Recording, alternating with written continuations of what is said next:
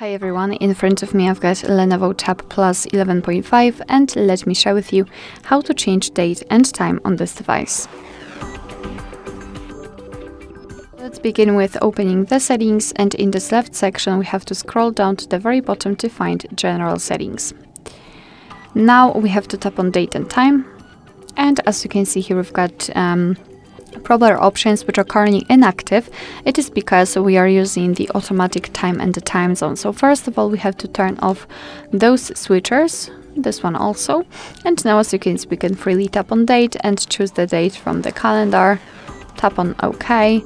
The same situation with the time, simply choose it from this clock, and of course it will be immediately applied. We've got also the time zone. We can select the time zone just by tapping on this option, tap on the region, and here we've been transferred to the full list of available regions from which we can choose.